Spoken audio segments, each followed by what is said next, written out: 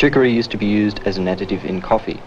The industry died when instant coffee became popular and there was no longer a need for chicory. What was it like working in the kiln, Bob? Well, it was a very hard, hot job.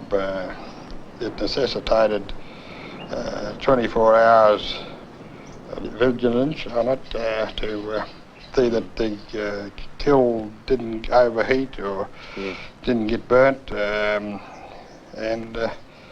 it necessitated sleeping here in a room so that you could check on it all night.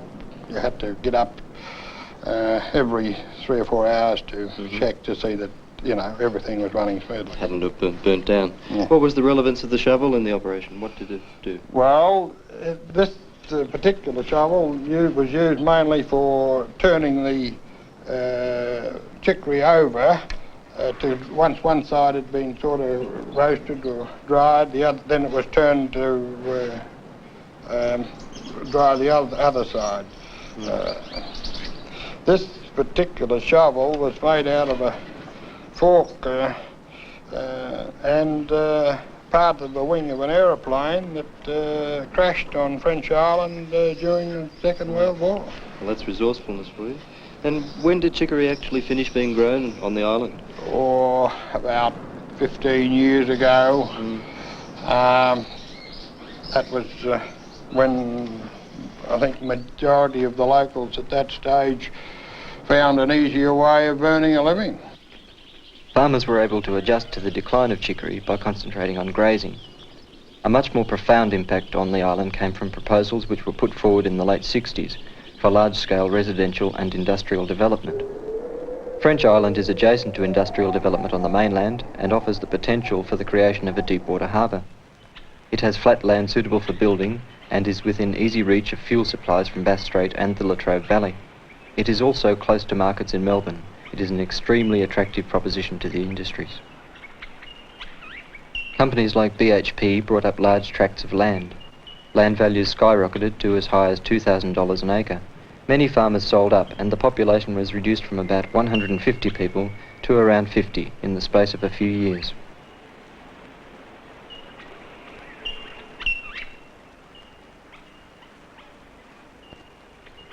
The State Electricity Commission bought land as a potential site for a nuclear power station. The site had the advantages of being close to Melbourne, yet separated from major population centres, and there was also water immediately accessible for cooling the reactor.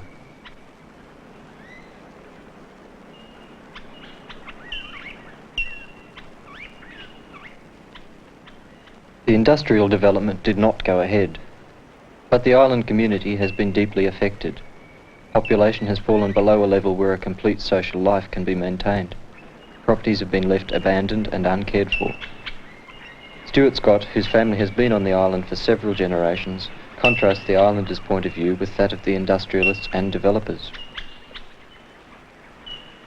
They're not like me, like if I buy land, I've got to make something of it straight away, you know. But they're the sort of people that, well, they came in, and then the East Coast Development, what we used to call East Coast Development, I think they call themselves something else now. They bought land all up above what BHP bought and all down the south end and just left it all just left vacant now. And were there many farms that completely sold out to those interests? Or?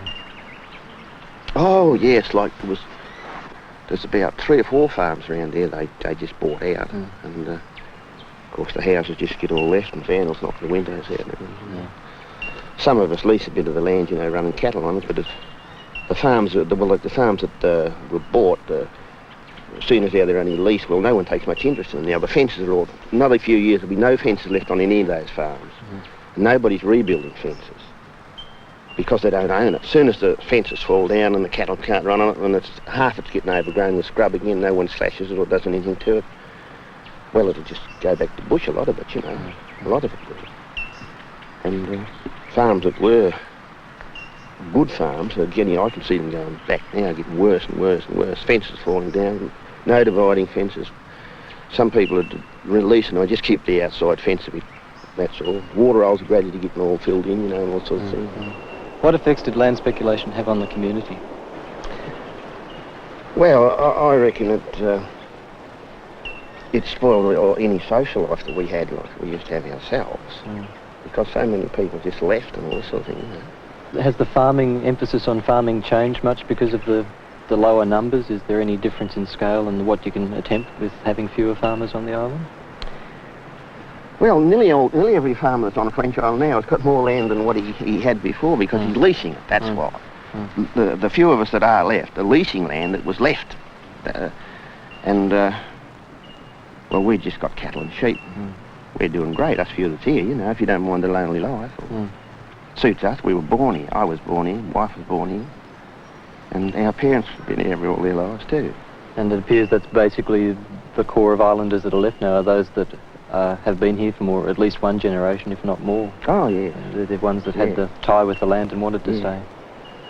And what about the land that's presently being held by absentee landholders? How do you feel about the use of that land? That's a terrible thing, like all these absentee landowners, they never here to help to fight a fire or do a damn thing, you know. Yeah. We have to put up with all that. And yet with the opposite trend of the island being towards conservation, with the half of the island that's state park, do you think the islanders hold out any hope that one will counterbalance the other to an extent that it'll still be possible to live here? I suppose it would, yeah. Well, we don't really know, you know. No. There's no sort of nothing we can't do anything about it. It depends on whether if there was ever anything big done on the island. It won't be the government that'll do it, I don't think. If it's in way of any industry, it's got to be private enterprise, you know. The money's got to come from private people to do anything like industrial-wise. And if there's anything like the causeway ever built onto the island, well, the government will never do that either, because it just wouldn't be practical. I guess that probably the most worrying aspect of all of these influences of outside authority is that you haven't no control compared to what you used to have, where you're practically autonomous on the island. You have almost in total control of what went on here. We can't do anything now, hardly. We're not even allowed to burn a bit of scrub, hardly, to protect ourselves.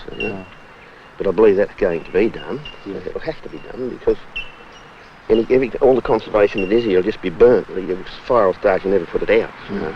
And what'll happen? Even though French Island is only a few kilometres from the mainland, it gives you that rare feeling of being isolated within a natural environment. It offers a vivid contrast to the hectic residential and recreational development that has occurred on Phillip Island. The state park, declared in 1979, aims to preserve at least part of the island in its present condition. But questions still remain about the island's future. Interests like the SEC and BHP continue to hold land, and the option for industrial development still exists. To me, this island has unique conservation and recreational values, and I hope that if any industry is established in the future, it will be of a type that is compatible with those values.